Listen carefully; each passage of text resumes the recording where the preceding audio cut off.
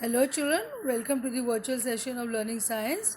So let us start with chapter 3, fiber to fabric. So what is it we have learned in fiber to fabric? We have learned the animals giving wool. They are sheep, goat, camel, yak and alpaca. So this we have discussed. These are the animals which gives wool. Now processing of fibers to wool, you have to draw this in your notebook. So first process shearing. Shearing is the removal of the upper skin which will not hurt the animal, which will have the wool or the hair. So shearing is the removal of the upper skin and with the hair.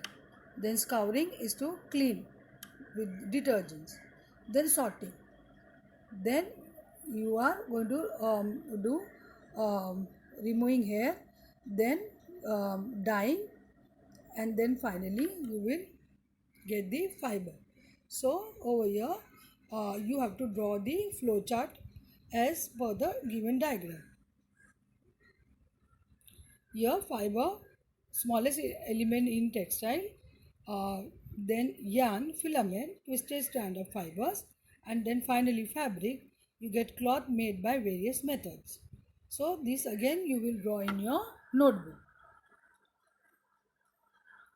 The process of obtaining wool from the hair fibers of the animals, various steps involved which we have learned in the flow chart. You can relate to that. Step 1, shearing. It is a process of removing the fleece of the sheep along with the thin layer of its skin. Shearing is conducted generally in hot weather so that the sheep do not feel cold and can survive easily. The shearing process does not hurt the sheep because the upper part of the skin is normally dead skin. So you have to write down this step in your notebook. Then scouring. It is a process of removing dirt, grease and dust from the hair removed from the sheep. It is generally done with the help of machines. Please take this down in your notebook, children. Then sorting. It is a process of separating the hair of the sheep according to their textures. So step 3 is sorting. Then removing of burrs. So in this step the burrs or small fibers present on the hair are picked out. Then the hair is cleaned and dried out. The product so obtained is the wool that can now be converted into fibers. Are you writing, children? Coloring of wool fibers. In this step the fibers are dyed in different colors.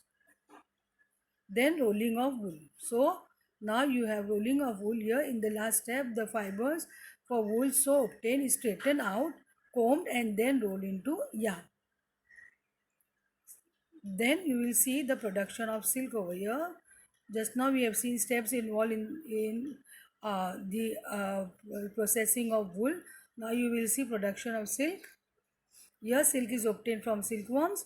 The rearing of silkworms for obtaining silk is called sericulture. So you have to take care of the silkworms to get silk. That process is called sericulture. So please take this in your notebook.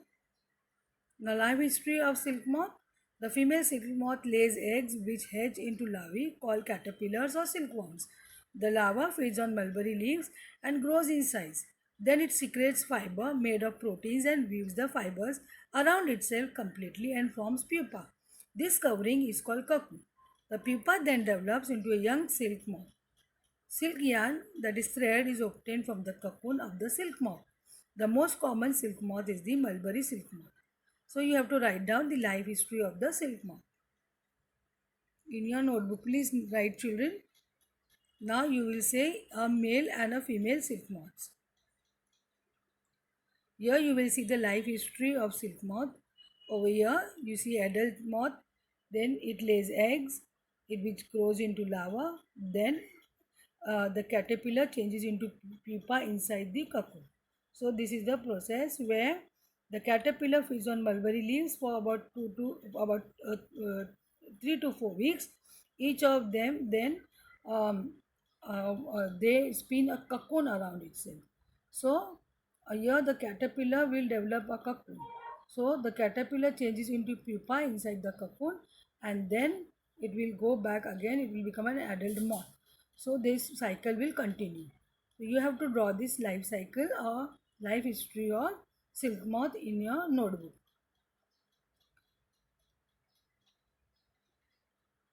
Life history of silk moth. Now the actual picture you can see over here, adult silk moth. Here's female silk moth laying eggs, and you can see the actual eggs of the silk moth. Then it growing into caterpillar, caterpillar making cocoon, and then cocoon with developing moth. So this cycle will continue.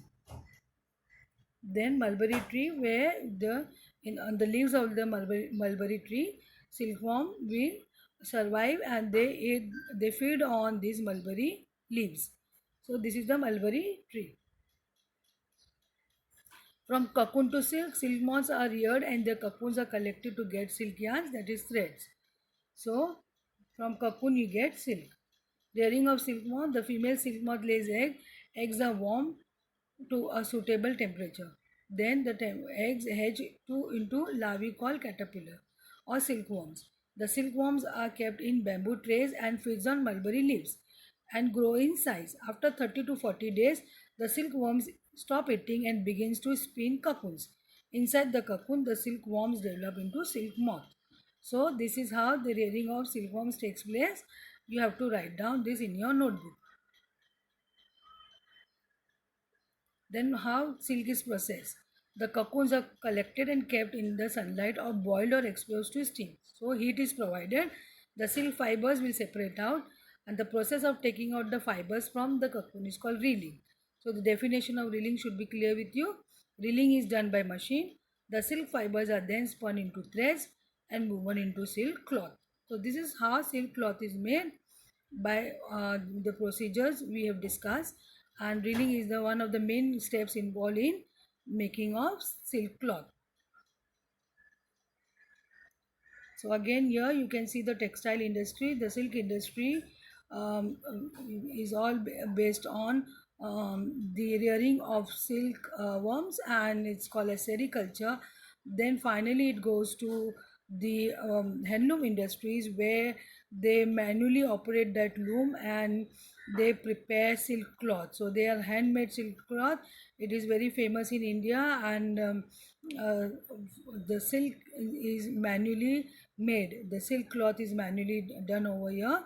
You can see person uh, do operating the loom over here. So this is how the silk industry. This is a pure silk actually. So the pure silk is of India is very famous. So you should have a look on this picture. Rearing of silk again. How to make silk in 5 steps. Raising silkworms and harvesting cocoons. First step. Step 2, thread extraction. Step 3, dyeing. Step 4, spinning. Step 5, weaving. Then design. Boom will soon sell handmade silk scarves made from this village.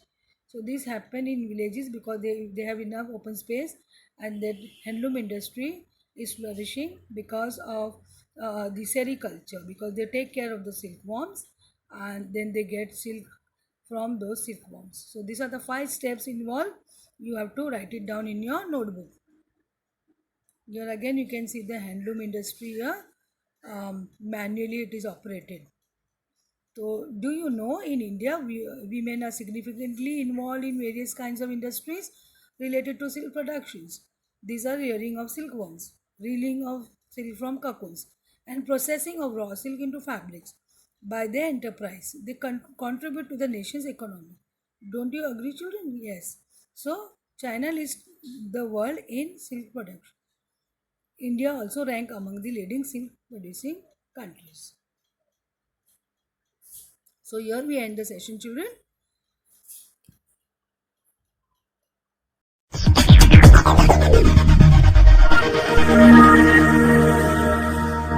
Life history of silk moth or rearing of silkworm. The lifespan of a silkworm is only about 2 months. The life cycle of silkworm has 4 stages. First, egg. Second, silkworm. Third, pupa or chrysalis or cocoon. And fourth, moth.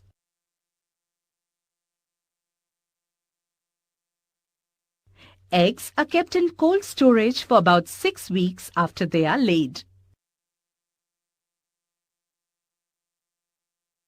The eggs are bathed in warm water and air-dried.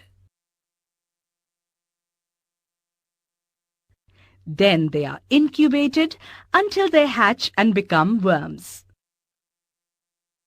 Hatching takes about 30 days. A tiny worm, white in color and about 5 to 6 mm, that is about 1/4 inch long, hatches out of an egg. This delicate worm needs a lot of care, and a silent and sanitary environment is a must for its survival. These worms are placed on bamboo trays covered with straw mats and a layer of selected finely chopped mulberry leaves.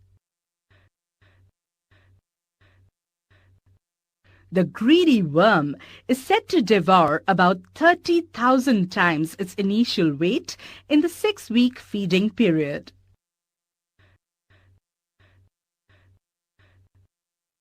During this period, the silkworm sheds its skin, that is, molds, 4 times. When the worm ceases to eat, it attaches itself to a piece of straw or climbs the branches of trees or shrubs placed in the rearing house and begins to spin its cocoon.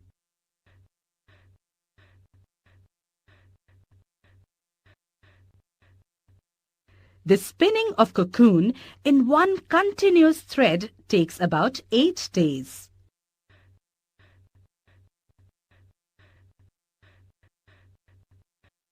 The amount of usable silk in each cocoon is quite small, and about 5,500 silkworms are required to produce about 1 kg of raw silk. That is, 2,500 to 3,000 cocoons are needed to make 1 yard of silk cloth. Sericin, a gum-like liquid, exudes from the 2 openings under the worm's mouth and causes the fibers to adhere to one another.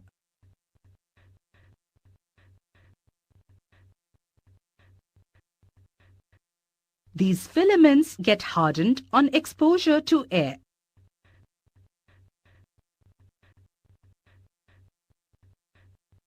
The silkworm covers itself with these filaments, and once the cocoon is completed, it sleeps for 15 to 20 days.